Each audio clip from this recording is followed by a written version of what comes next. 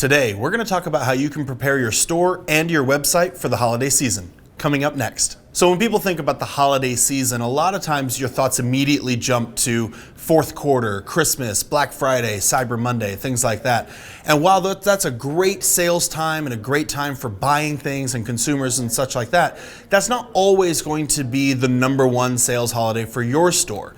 For you, it might be Mother's Day, 4th of July, Halloween, maybe it is Black Friday or Cyber Monday, something like that. When you're watching this video, just keep in mind, what are my sales times?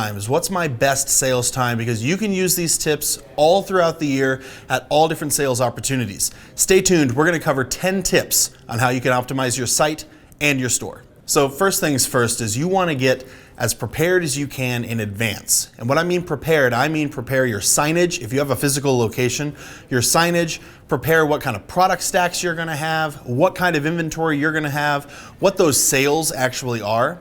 Maybe you're the kind of retailer where you offer discounts and sales during, depending on the time of the year. That's great, but you've gotta know what that is in advance. In addition to that, you've gotta make sure that your staff is trained so that they know what kind of sales to offer. And remember, just by offering discounts, that's not always a great way to grow your business. These need to be loss leaders, or these need to be products that have a great attach rate. It's an accessory or something that you can add on to a larger product or a larger sale. And it doesn't just have to be physically in your store. These can be things that you sell online as well. If you're selling a certain accessory that goes really well with a product that you're trying to sell, and that's where a lot of your value comes from, then you can discount that particular accessory and discount it further than maybe you would normally, because you're gonna make up your margins and make up your sales from the larger product that they would generally purchase. So keep these things in mind, because this is where you're gonna wanna focus your energy very first thing. This will help you understand and identify what kind of ads you need to post, how you need to create your shopping feed, where your money needs to go, and what's actually going to bring you money through this season. Number two, this starts to push us into the ad campaigns. Well, we've already identified and decided what kind of products we're really going to push this time around.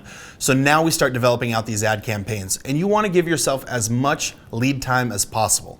There's nothing worse than finding out that, wow, Black Friday is in 2 weeks and I'm not even remotely prepared. I'm not running any ads. I don't have my shopping feed set up. I don't have any local digital billboards. I don't have anything set up to drive people into my store. You want to get this as prepared as possible early, soon, prior to actually needing to launch all this stuff. Because then you can start to test and you can start to go through these different things and identify, maybe I want a different design, or maybe I want some different messaging or some different wording, something like that. That way you've actually been able to do some A/B testing, you've been able to identify, am I comfortable with these ads prior to needing to go, well, I'm out of time, so this is all I've got. So step 2 is to prepare your ad campaigns and prepare them in advance. Step number 3 is preparing your budget. This is a conversation a lot of people don't like to have, but something to consider is that you're not the only person trying to take advantage of the holiday season. Whatever holiday season you might be in, you have competitors that are also going to be trying to take advantage of the increased customers and of those increased sales. And what that does, especially online, is it increases the cost of that inventory space or that digital ad inventory.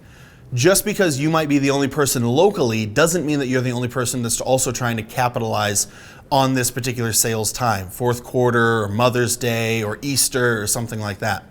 So you've got to think about your budget. And this kind of goes back a couple of steps when you're thinking about what kind of products do you need to offer. By understanding what products you're offering and understanding where your margins are, where your value is, kind of predicting a little bit what the volume of sales will be, this will help you identify how much you need to spend. If you can spend $100 and generate a sale for $1,000, that is way better than spending $10 and generating a $100 sale or a $50 sale or $25 sale. These are all things to consider. Just because it would be great to sell a $1,000 item and only spend $10 in actually marketing that item doesn't mean that that's always what's going to be happening. So you've got to pay attention to your budget and pay attention to your margins when you're preparing this. Understanding that will help you succeed. Step number 4 is audience targeting. You've got to understand who your target audience is so you know what kind of messaging and what kind of ads to put in front of them. And again, by planning in advance, you can start putting out, tickler ads and things like that to start getting people interested in the products or services that you offer. Now remember, we're talking about a sales funnel here, so not every single ad that you make needs to be optimized for conversions. You also need to be thinking about brand awareness and reach. You need to be reaching people in affinity audiences and then in-market audiences, people that are actually searching to purchase, not just searching to research. But you can't let the researchers go either. You want to make sure that if they're researching a product or researching a solution that you sell, that when they are ready to buy, they've already interacted with you. And we talk about the budget, and this is something to consider as well. Where should you be allocating budget based on what you're trying to accomplish?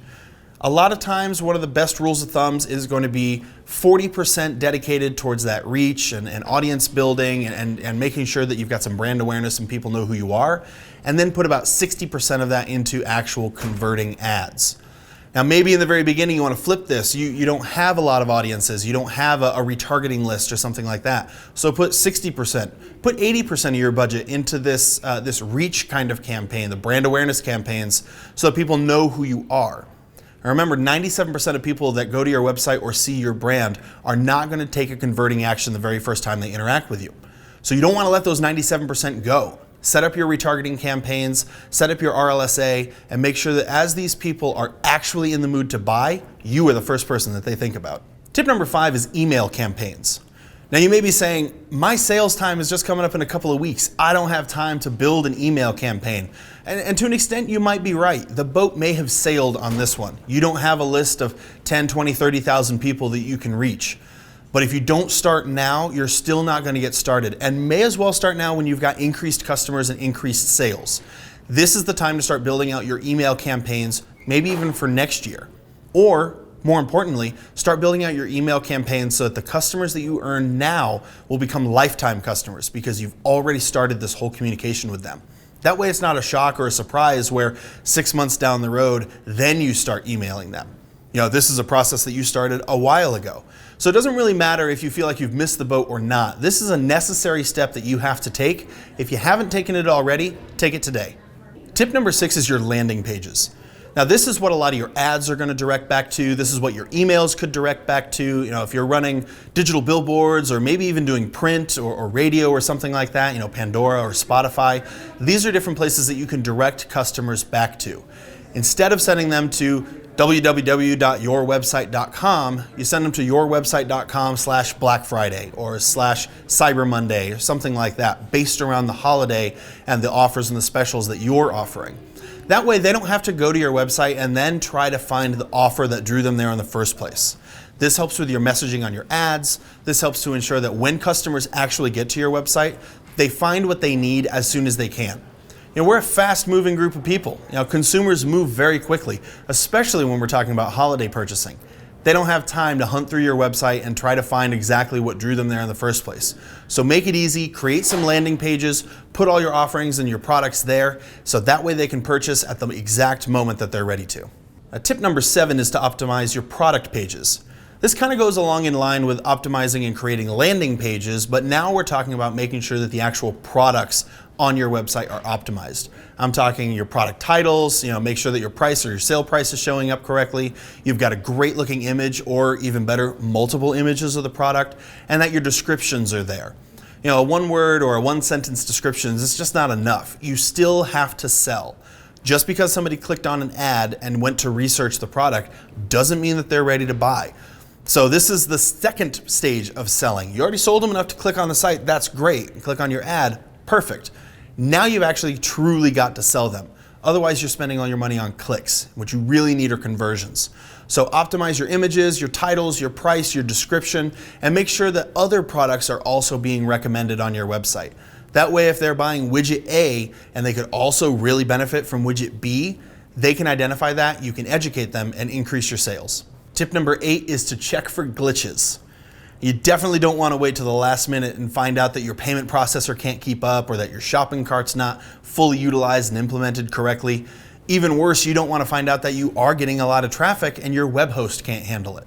So these are all things that you want to test and verify before you start running your marketing, before it's go time. So make sure that your site and all aspects of it are functioning. Go through your site, click on every one of your links, go to each individual page, and make sure that every link on that page functions. Make sure everything in your menu is working. Make sure people can actually check out and actually process their credit card so they can pay you and you can get money for what you're shipping out. Make sure that your shipping and your taxes are set up correctly. Especially in today's day and age where we've got to keep track of, are we charging tax in certain states? In that certain area, are we charging the correct tax? Is that tax being collected effectively and then submitted to the state or the authority that they have to be submitted to?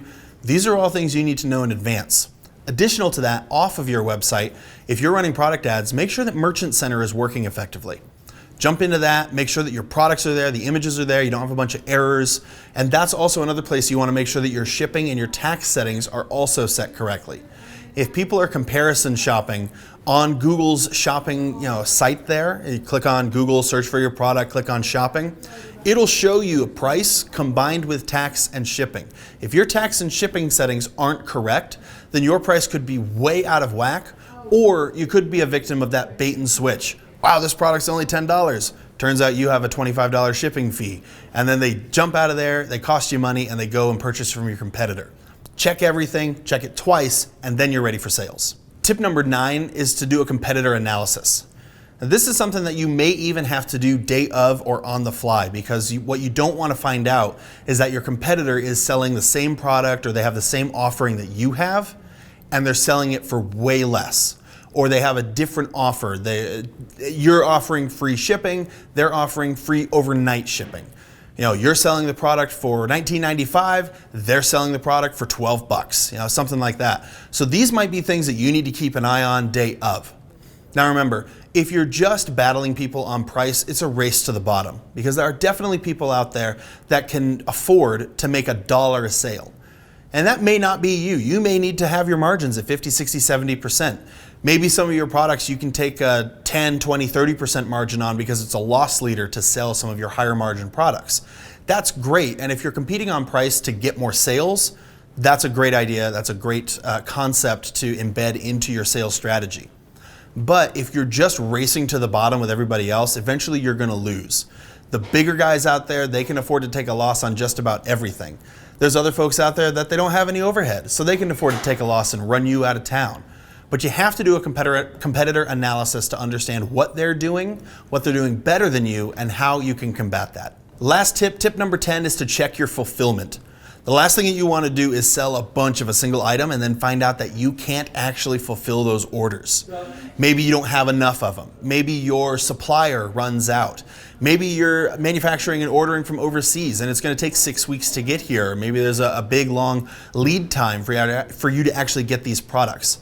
So you've got to understand what your fulfillment looks like. If you're doing all these steps and you're planning to have a great season, a great holiday season for your store or your site, this is one of the things that you really have to pay attention to. Otherwise, you're going to get bad reviews, angry customers, lost sales.